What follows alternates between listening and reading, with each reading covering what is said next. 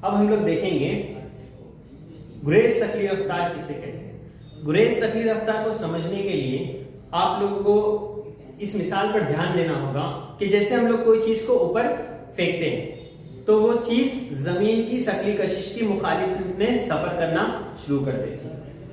अब वो ऊपर जैसे जैसे ऊपर जाती है उसकी रफ्तार में तब्दीली आती जाती है, उसकी स्पीड कम होती जाती है और एक वक्त ऐसा आता है उसकी जो रफ्तार है वो सिफर हो जाती है और उसके बाद वो चीज नीचे आना शुरू हो जाती है, जमीन की सक्रिय कुव्वत उसके ऊपर असर करने लगे। तो इससे हमको ये बात समझ में आती है कि जब हमने किसी चीज को ऊपर फेंके तो जिस रफ्तार से हमने उसको फेंके, जो भी कुव्वत हम लोग ने इब्तिदाई कुव्वत उसके ऊपर लगाए, उसके ऊपर डिपेंड है कि वो चीज कितनी ऊपर जाएगी, उसके ऊपर मुनसिर करता है कि वो चीज कितनी ऊपर जाएगी इब्तिदाई रफ्तार के ऊपर। अगर इब्तिदाई रफ्तार हम लोग ज्यादा लगाएंगे ज्यादा बुलंदी तक जाएगी, कम लगाएंगे कम बुलंदी तक जाएगी। ये एक चीज आपको समझ में आ गई होगी। यानी सक्रिय कशिश का असर उस पर तभी भी होता है जब उसके ऊपर हम लोग इब्तिदाई कुव्वत लगा रहे हैं, लेकिन फिर भी उससे सक्रिय कशिश के असर से उस चीज पर हमारी जो कुव्वत है उसका असर ज्यादा होता है, इसलिए वो चीज ऊपर जाती है। जैसे मैंने हाथ पर ये पेन रखा तो अब ये ऊपर थोड़ी जा रही है, लेकिन अभी भी मैंने ये पेन के ऊपर कुव्वत लगा के रखी है। कुव्वत मेरी हाथ की मज़ाइमती कुव्वत की वजह से जमीन इसको सक्रिय कशिश से कशिश कर रही है जमीन पेन को अभी भी, लेकिन मेरे हाथ की कुव्वत की वजह से वो नीचे नहीं जा रही है, लेकिन मेरे को हाथ से कुव्वत लगाना होगी इसके ऊपर। अब मैं ये कुव्वत को बढ़ा दूं और इसको उछालूं ऊपर, तो यानी जमीन की सक्रिय कशिश से मैंने ज्यादा कुव्वत लगाया, इसलिए वो चीज ऊपर गई। तो ये जो इब्तिदाई रफ्तार मिली मेरे हाथ की कुव्वत लगाने से, तो इब्तिदाई रफ्तार जो मिली इसको आप ध्यान में रखिए। अगर आप सक्रिय कशिश से, जमीन की सक्रिय कशिश से कोई चीज को ऐसी कुव्वत से फेंका जाए कि जमीन की सक्रिय कशिश से बाहर चले जाए, जैसे खला में चला जाए या कहीं और चले जाए, जैसे रॉकेट को दागा जाता है तो रॉकेट जमीन की सक्रिय कशिश से बाहर चला जाता है। तो रॉकेट दागने के वक्त में जो उसको रफ्तार दरकार है, इब्तिदाई रफ्तार जो दरकार है, उस इब्तिदाई रफ्तार को गुरेज सक्रिय रफ्तार कहेंगे। आपको यहां से समझ में आ जाना चाहिए, गुरेज मतलब गुरेज कर जाना, निकल जाना, उससे आजाद हो जाना। जमीन की कशिश शक्ल से आजाद हो गई अगर कोई चीज, तो उसको हम लोग उस रफ्तार पर हम लोग कहेंगे ये गुरेज सक्रिय रफ्तार है। मतलब गुरेज सक्रिय रफ्तार उसको कहेंगे ऐसी इब्तिदाई रफ्तार जिससे वो चीज जमीन की सक्रिय कशिश से बाहर निकल जाए, उसे हम लोग गुरेज सक्रिय रफ्तार कहेंगे।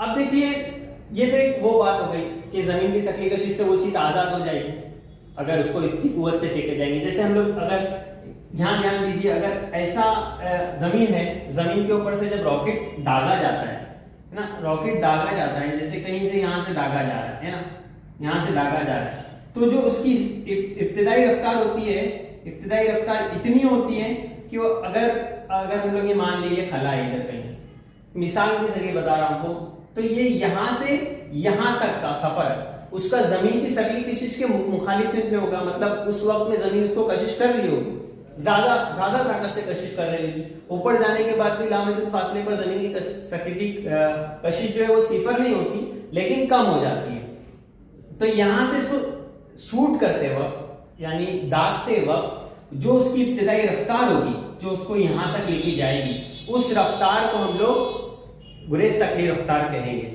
अब गुरेज सक्रिय रफ्तार की बिना पर ही हम लोग जो मसनूई सैयारे हैं उसको छोड़ते हैं, रॉकेट ऊपर जाता है, चांद पर पहुंच पाए, क्योंकि हमको गुरेज सक्रिय रफ्तार मालूम है।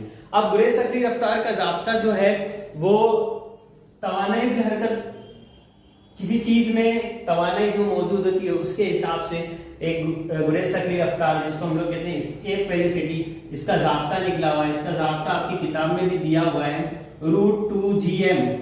ये जमीन का m है और ये g जो कांस्टेंट है, और उसके बाद में निस्कुद्र। इसके जरिए से हम लोग पता कर सकते हैं एस्केप वेलोसिटी मतलब गुरेज सक्रिय रफ्तार कितनी है। जमीन पर जो गुरेज सक्रिय रफ्तार है वो है 11.2 किलोमीटर पर सेकेंड।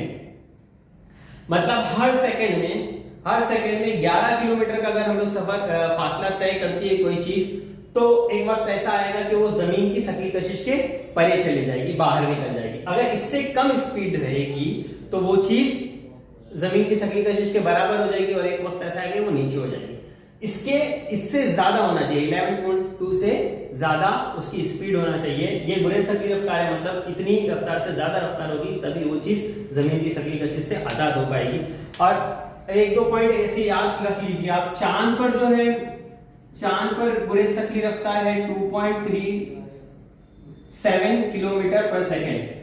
चांद की शक्ली कशिश कम होने की वजह से वहां पर 2.37 किलोमीटर पर सेकेंड गुरेज शक्ली रफ्तार है, क्योंकि चांद कम ताकत से खींच रहा है। चांद की शक्ली, चांद जमीन से छोटा फल्की स्थान है तो वो कम ताकत से खींच रहा है, इसकी शक्ली कशिश कम है तो वहां पर कुव्वत कम लगती है। तो 2 किलोमीटर पर सेकेंड अगर वहां से इससे ज्यादा की स्पीड से अगर कोई चीज चांद से दाग की जाए तो वो चांद की ग्रेविटी से, चांद की कशिश शक्ल से बाहर निकल जाएगा। ठीक है, अब इस सबक में इतना ही है। इसके बाद आपको एक गुलाबी बॉक्स में दिया हुआ है कि हम लोग खला में होते हैं तो बेवजनी का एहसास क्यों होता है। बेवजनी का एहसास होने की वजह भी यही है, आप अगर गौर कीजिए, आपने पूरा चैप्टर देख लिए हैं, समझ लिए हैं, एक्सप्लेनेशन हमारा इस चैप्टर का खत्म हो रहा है। तो बेवजनी का एहसास होने की वजह ये है कि वहां पर कुव्वत, जो शक्ली कशिश की कुव्वत है उसका जो निस्कुद्र बढ़ जाता है। ये जमीन पर अगर हम लोग देखते हैं कि यहाँ से अगर कहीं हाइट पर कोई चीज चली गई है ना यहाँ, तो जो निस्कुद्र है वो बढ़ गया। ये आर है, ये आर है, जो इसका फासला है बढ़ गया। ये आर है, ये प्लस एच हो गया, इसका फासला बढ़ गया। फासला बढ़ जाने की वजह से वहां पर जमीन का जो शक्ली कशिश है वो कम हो गई। कम होने की वजह से हमको वहां पर भी कशिश हो रही है, लेकिन उसकी वजह से हमको ऐसा लगेगा कोई हर चीज तैर रही है, हम लोग हवा में हैं और बेवजनी का एहसास होगा। तो वहां पर हमको बेवजनी का एहसास होता है। अब ये चैप्टर है, ये हमने पूरा इसका एक्सप्लेनेशन हमने खत्म कर चुके हैं। पॉइंट वाइज आपको पेजेस वाइज पूरे 2 पार्ट में आपको इसके जो एक्सप्लेनेशन है वो पूरा मिल जाएगा। इसके बाद हम लोग अभी सॉल्यूशन स्टार्ट करेंगे। किताब के दरमियान में जो हल करदा मिसालें हैं वो हम लोग कंटिन्यू करेंगे, और सवाल नंबर 5 के जो मश्की सवालात दिए गए हैं सॉल्यूशन के, उसको भी हम लोग 1 by 1 देखेंगे और इंशाल्लाह उसको भी पूरा करेंगे। अल्लाह आपको कामयाब करे। ठीक है, अल्लाह हाफिज।